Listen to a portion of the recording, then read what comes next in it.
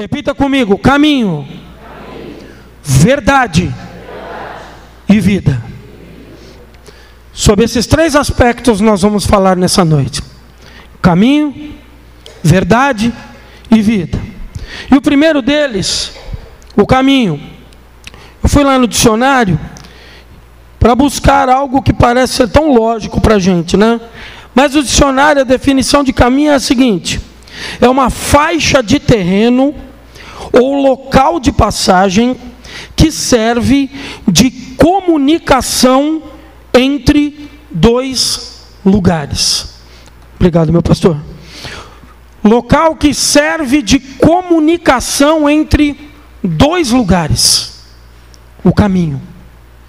Jesus, ele disse, indagado por Tomé, no versículo de número 5, Tomé fala: Senhor, a gente não sabe para onde o Senhor vai, muito menos a gente sabe qual é o caminho. Jesus disse: eu sou o caminho. Amém? E quando Jesus ele fala eu sou o caminho, me vem uma série de questionamentos na cabeça, e o primeiro deles foi o seguinte: nós estamos seguindo realmente o caminho do Senhor, ou nós temos servido e seguido ao nosso próprio caminho? Eu peguei dois textos de apoio para a nossa reflexão. Abra aí a sua Bíblia em Isaías 55, versículos 8 e 9.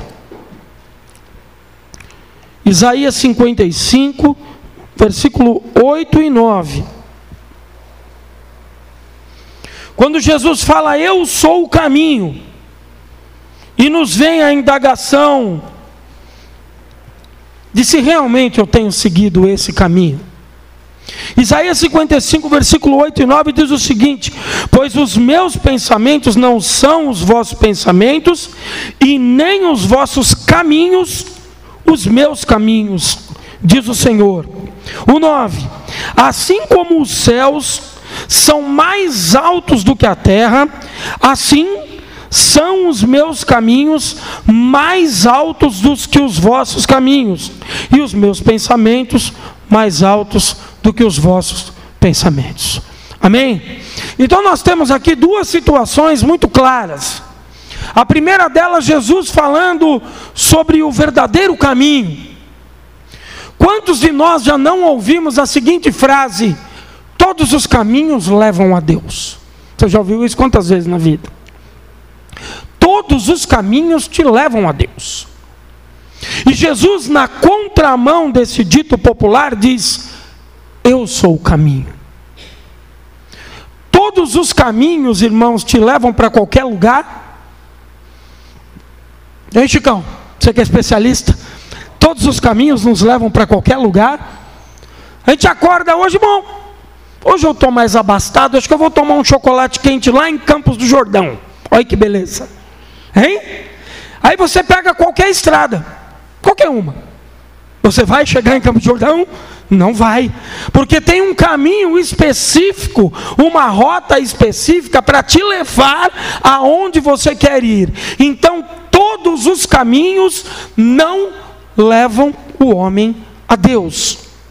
Na verdade, irmãos, esse dito popular é a forma mais fácil de nós transformarmos a verdade absoluta do Evangelho em uma verdade genérica, disponível para todos, não importando que tipo de vida, não importando as consequências, não importando os comportamentos, porque eu me convenço de que todos os caminhos me levam a Deus. Isaías, ele acabou de mencionar que os caminhos do homem são completamente opostos aos caminhos de Deus. Os caminhos que o homem segue são caminhos distintos do caminho de Deus.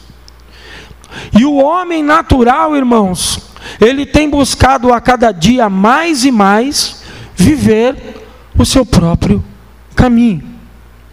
E infelizmente, até mesmo dentro da igreja, nós vemos pessoas que se convenceram de que Cristo é o caminho, que se convenceram que Cristo é a verdade, que se convenceram de que Cristo é a vida, mas continuam andando pelos seus próprios caminhos.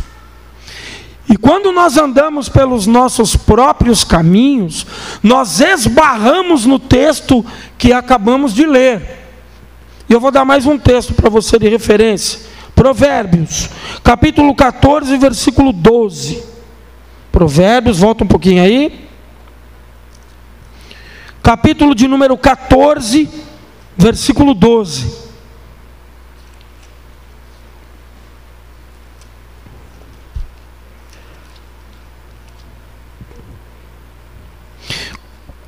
E Salomão disse o seguinte: há um caminho que ao homem parece direito, mas o fim dele conduz à morte. Há um caminho que ao homem ele parece direito, ou seja, o caminho que eu acho que eu tenho que seguir. O caminho que eu determinei e escolhi seguir.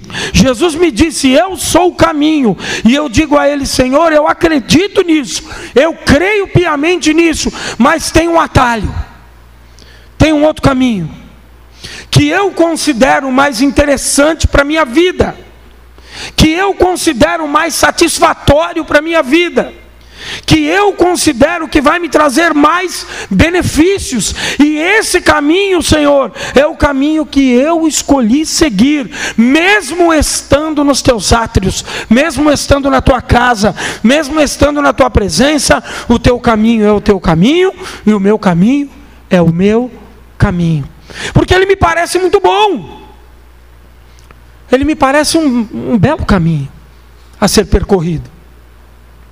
Só que, como disse Salomão, ele é um caminho que pode produzir morte, e morte eterna, irmãos. Porque dentro da casa do Pai, nós temos que ter a certeza de que somente Ele irá nos guiar, de somente Ele vai nos direcionar, de que somente Ele vai produzir em nossas vidas a sabedoria necessária para nos dizer para onde vamos.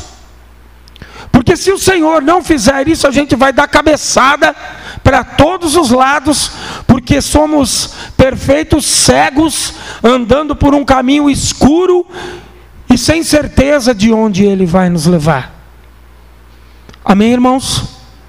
Amém, irmãos? Você está compreendendo a diferença do que o Senhor Jesus quis falar analogicamente sobre o caminho, sobre essa analogia que Ele colocou do caminho, e sobre o caminho que o homem ele pensa em trilhar, em traçar? Jesus Cristo disse: você quer alcançar aquela vida tão sonhada? Eu sou o caminho, eu sou o passaporte, eu sou o único bilhete que te levará até lá.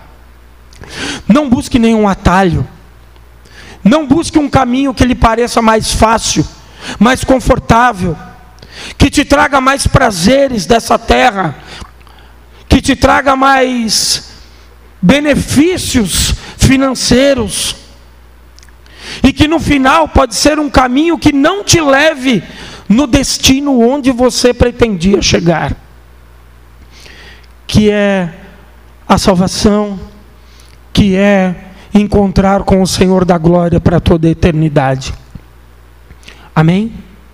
Chega de tanto achômetro. Eu acho isso, eu acho aquilo, eu acho aquilo outro. Nós não somos alienados, nós temos as nossas ideias, nós temos os nossos projetos, e nós temos o nosso pensamento e o nosso raciocínio. Mas não faça com que isso se sobreponha à vontade de Deus na sua vida. Amém? Segundo, ele disse o seguinte: eu sou a vida, eu sou o caminho, a verdade e a vida. Perdão, segundo, eu sou a verdade, o caminho, a verdade e a vida. Abra comigo João aí 17, versículo 16 e 17. Jesus disse: eu sou a verdade. João capítulo 17, versículo 16 e 17.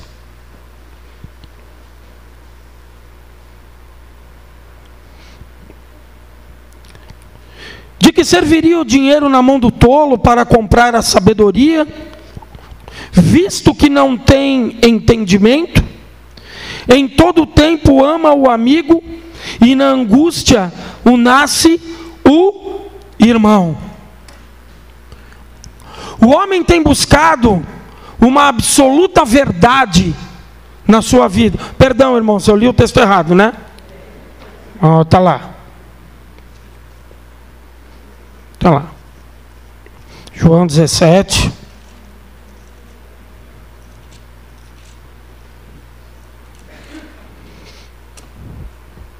João 17, 16 e 17. Amém? Santifica, eles não são do mundo, como eu do mundo não sou. Santifica-os na verdade, pois a verdade é a tua palavra. Agora sim, amém. Estava lendo Provérbios e estava indo embora direto na palavra, não tem problema. Lendo o texto errado, vai do mesmo jeito. Maluco, né? Maluco é assim, né? Ele continua mesmo com qualquer texto que está lendo, né? A verdade é o que, irmãos? A verdade é a tua palavra. É a absoluta verdade. Nós vivemos em um mundo, irmãos, cercados de absolutas certezas e verdades baseadas em nada. Absolutas certezas e verdades baseadas em nada. E Jesus disse: a verdade é a palavra. Teve um acontecimento solene essa semana aí, né? Da soltura do nosso ex-presidente. E aí você vê metade do país dizendo: que maravilha, Lula está livre. Metade do país dizendo: que desgraça, um bandido está solto na sociedade. E as pessoas quebrando pau na internet, quebrando pau na rua, e se desentendendo, e se degladiando. E a igreja fazendo a mesma coisa. A igreja fazendo exatamente o mesmo. Irmãos, eu não estou dizendo que você não tem que acompanhar a política. Eu não estou dizendo que você não tenha que acompanhar os fatos. Eu não estou dizendo que você tenha que ser um alienado. Mas essa não é a nossa verdade, irmãos. Essa verdade aí é suja e corrompida. E ela não vai mudar, porque nós estamos num país que é sujo e corrompido, um país que não teme ao Senhor, que não valoriza a verdade, e a verdade é a palavra do nosso Deus. E nós começamos a estabelecer verdades na nossa vida, e viver essas verdades todos os dias.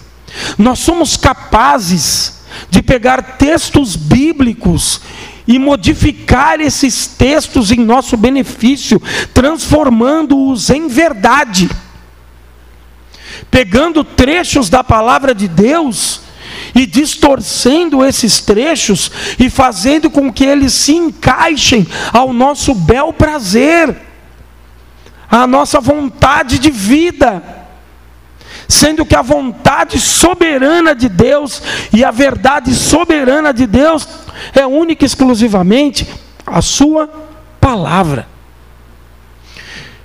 Você tem verdades na sua vida, comportamentos, ideais, a forma como você foi criado, a sua cultura, de onde você veio.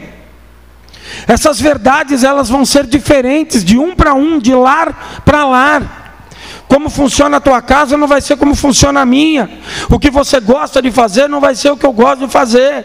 Aonde você gosta de ir, talvez não seja onde eu gosto de ir. Mas existe uma verdade que é imutável, irmãos.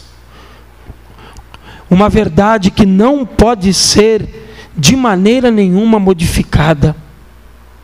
E se nós não entendermos que essa verdade precisa estar estabelecida todos os dias no nosso coração, nós corremos um sério risco de vivermos as nossas verdades.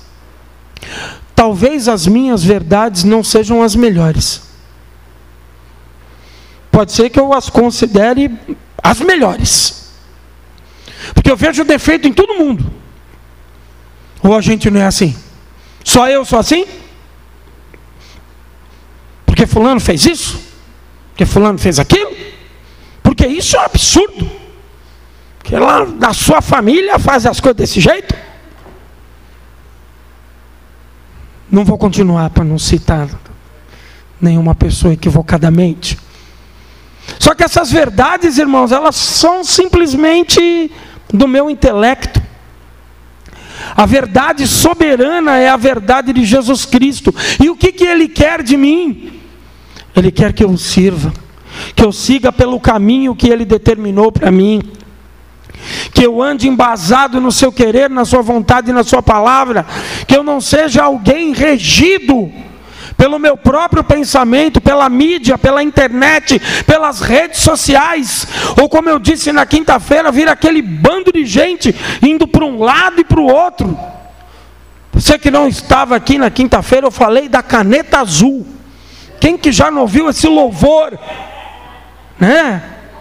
Quem que não ouviu esse louvor, caneta azul, azul caneta? Quem compôs isso deve ser filho do capeta. Que é ruim, então, a irmã tem até uma caneta azul aí, profeticamente ali na mão, é dela, amém. E aí alguém solta isso na internet, e milhões e milhões e milhões de pessoas, está todo mundo falando e cantando a caneta azul. Hoje eu vi um meme, eu mandei até para o Jefferson, ele desesperado, esse rapaz da caneta azul, porque ele disse, agora soltaram o Lula, vão esquecer a minha caneta azul. O cara estava em pânico. Soltaram o Lula, acabou a caneta azul. Porque são verdades, irmãos, passageiras. Eu citei isso de forma divertida, mas quantas coisas não são colocadas na nossa mente, nas redes sociais.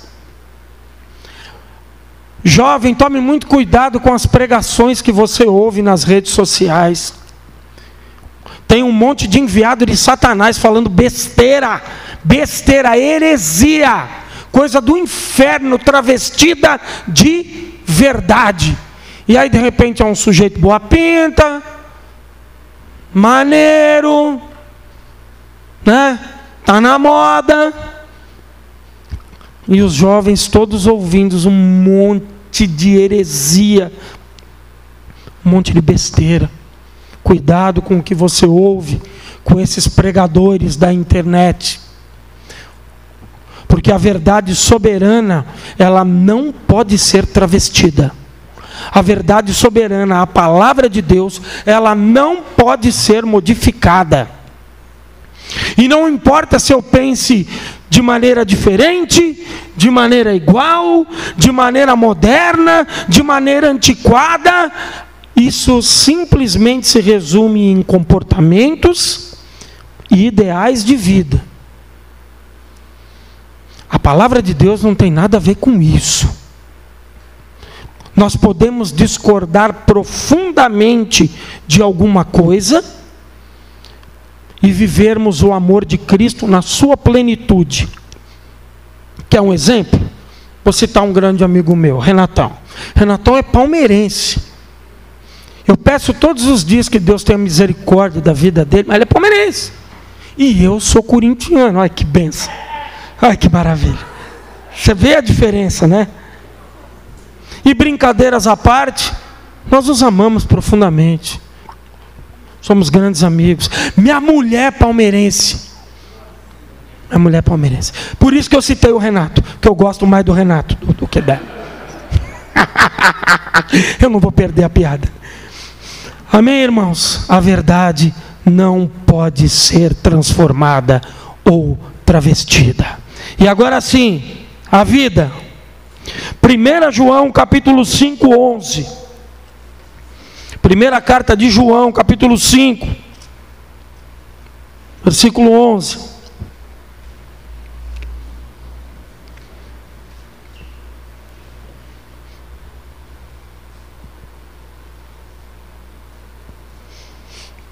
Todos acharam? E o testemunho é este: Deus nos deu a vida eterna, e esta vida está em seu Filho. Amém?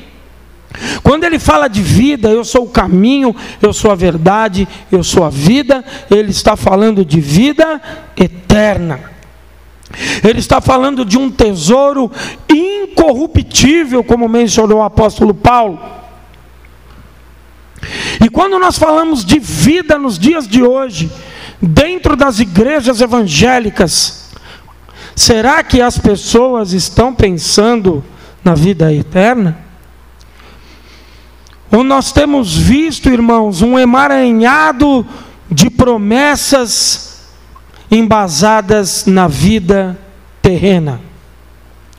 O ser humano está cada vez mais preocupado com a sua própria vida. Pastor, aqui durante a oração ele mencionou, sabe a pessoa do seu lado que citou alguém e você ouviu? Ora por ela, ora por essa pessoa que ela mencionou. Porque isso mostra, irmãos, o desprendimento que nós temos que ter com a nossa própria vida. Jó, ele estava no fundo do poço, e ele estava orando por quem? Por seus amigos, desprendido. Nós vivemos, irmãos, a cada dia mais e mais, nesse mundo capitalista, nesse mundo que está nos devorando, preocupados a cada dia mais e mais com a nossa vida, com o que nos interessa. A palavra de ordem é: eu preciso ser feliz, eu tenho que ser feliz, não importa o que isso vai me custar, eu tenho que ser feliz. Não importa se eu vou sair do caminho do Senhor, não importa se eu vou sair da sua verdade, o que importa é que a minha vida precisa dar certo, a minha vida tem que prosperar, a minha vida tem que ser repleta de viagens, sonhos, projetos, alegria, felicidade. Irmãos, todos me conhecem, todos sabem que eu não tenho absolutamente nada contra o ser humano ter o seu prazer, a sua felicidade, suas viagens, seus momentos em família. O que eu quero alertar, irmãos, é que a gente está preocupado demais com a nossa vida. Tá ou não está? Seja sincero. A gente está preocupado demais com a conta que a gente tem que pagar, o problema que a gente tem que resolver, o parente que está doente que a gente precisa socorrer, e os filhos, e o marido, e a esposa. E a gente cada vez mais preocupado com a nossa vida, estamos cada vez menos preocupados com a vida eterna. Cada vez a vida eterna nos interessa menos.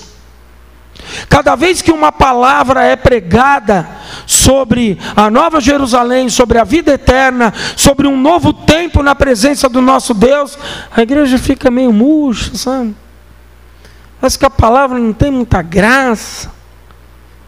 Porque na verdade, irmãos, a palavra ela precisa trazer alguma coisa que vai resolver o meu problema. Que eu estou com a conta negativa no banco.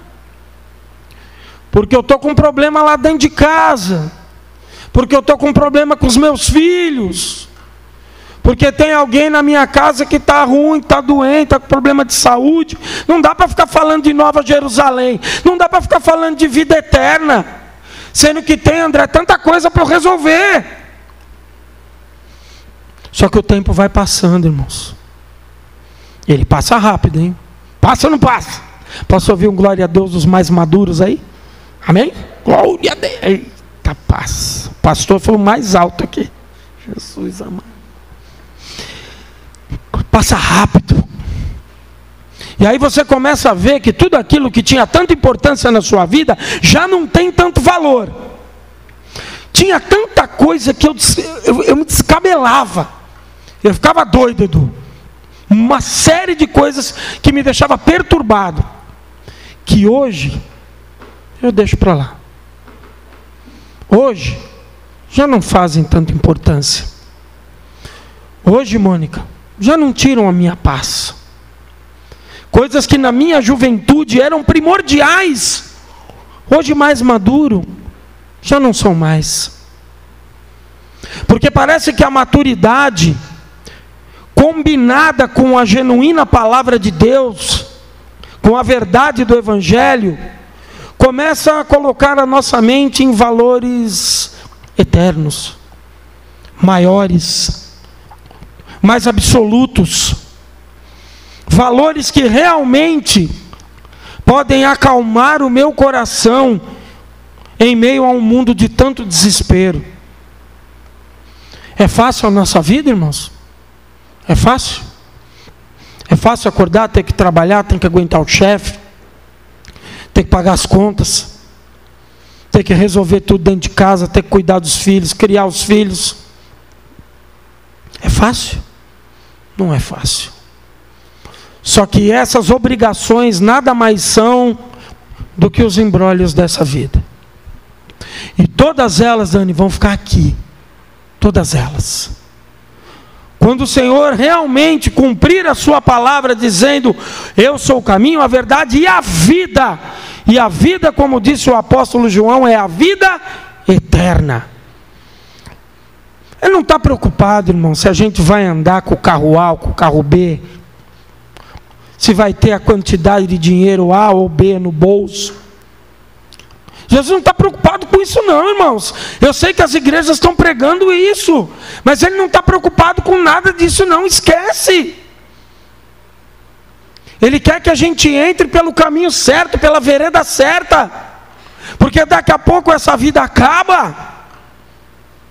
E todas essas preocupações, esses caminhos que eu quis trilhar, essas verdades absolutas que estavam na minha cabeça e que me faziam quebrar o pau e brigar com todo mundo, já não serve mais para nada. E aí chega na vida, e aí a vida acabou. E nos resta a vida eterna, irmãos, que é a verdadeira vida. Que nós possamos, nesse culto de ceia, fazer uma reflexão sobre esses 3 pontos que eu mencionei. Que nós possamos, no culto de ceia, analisar se realmente nós estamos trilhando o caminho correto. Será que estamos trilhando o caminho correto? Ou eu tenho trilhado o caminho que me convém? Será que as verdades de Cristo entraram realmente na minha cabeça? E essas verdades têm feito com que eu viva o Evangelho de Deus todos os dias? Ou tem um monte de verdade na minha cabeça? Mas eu acho diferente. Mas eu não penso assim. Mas eu não concordo. Mas eu não acho que é desse jeito. Você pode pensar e não concordar, irmãos, aquilo que você quiser na sua vida. Só que a palavra de Deus, como eu disse, ela é imutável. Você pode não concordar se o Lula está livre ou se o Lula não está livre. Mas você tem que ouvir e acreditar que Jesus, Ele voltará para buscar a sua igreja. Uma verdade e a outra verdade são muito distintas. São muito distintas. Você pode gostar das coisas do seu jeito. Do jeito que tua mãe gostava, do jeito que teu pai gostava. A comida que você gosta pode ser do seu jeito. Falando em comida, hoje a irmã Marlene abençoou a nossa vida. Pensa num bolinho de carne feito com massa de nhoque. Pensa. A massa do bolinho é a massa de nhoque, pastor. E aí a irmã Marlene vem com essa verdade absoluta, com um prato desse tamanho, e receba!